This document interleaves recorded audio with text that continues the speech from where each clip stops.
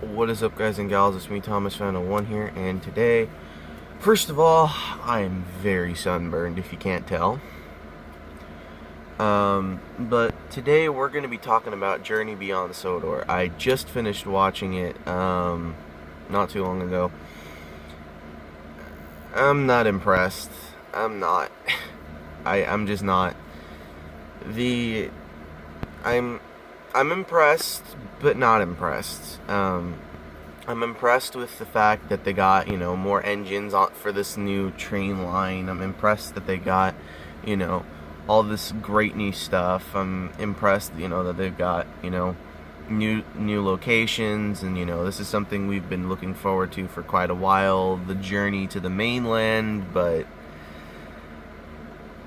I'm gonna pass on this one because I am not impressed with what they did with the characters. Simply put, when they're talking, the engine bodies tend move. So, like, they do this. Da da da da da da da da da. They're talking and they're doing this.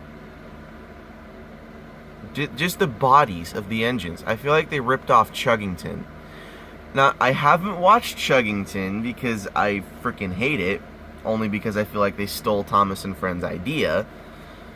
Talking trains. I mean, it's pretty simplistic there, but I still feel like they ripped off Thomas and Friends for that.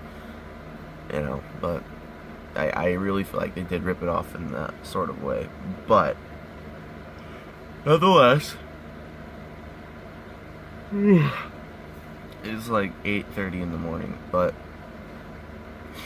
so, simply put, I don't like it. It's not particularly a good movie. I mean, if you like the classic Thomas and Friends that you were raised on, from the models, like the models that only moved their eyes, and every occasionally when they would have a when they would cut the film, and then they would swap out the face for something else, and then they would have it running along the tracks, and then they'd cut frame again, and then if that's what you grew up on and you're looking at this now, it's kind of no. It's a big fat no for me. I thought this was going to be a good one. I thought this was going to be okay. I really thought it was going to be just spot on. I truly thought it was going to be good. But I don't base your expectations on what you see. That's pretty much what I'm going to tell you. Because I watched it and I had the expectation that it was going to be like The Great Race. I had the expectation it was going to be like that. Definitely didn't turn out that way. It turned out to be, I feel like that was a Chuggington ripoff movie. I really do. And if that's the style of animation they're going to use, I like the style of animation. I'm not going to say I don't like the style of animation, but if that's the style of movement that they're going to use from season 21 and onward, I feel like I may stop watching the show. Because I've been watching it all the way since season 1.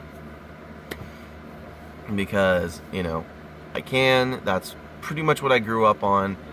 I grew up from season 7 onward, but I had the original VHS copies of season 1 and season 2 with Ringo Starr and George Carlin and Alec Baldwin. It almost pains me to say his name, but needless to say, if you grew up with the models and that's what you saw, I would not recommend watching Journey Beyond Sodor. It's not particularly good.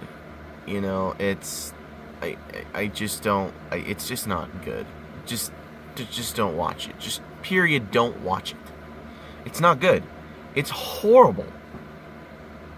I mean, yeah, they introduced like 5 to 6 new characters, and yeah, they're okay, I suppose. yeah, I feel like they ripped off a bunch of characters from looking at these, and I just don't like it.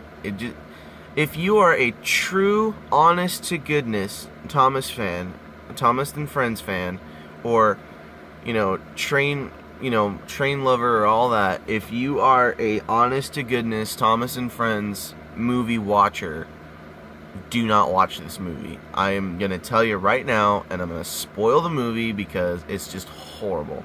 So, well, I'll spoil the movie in another video, but don't watch it. It's horrible. Goodbye.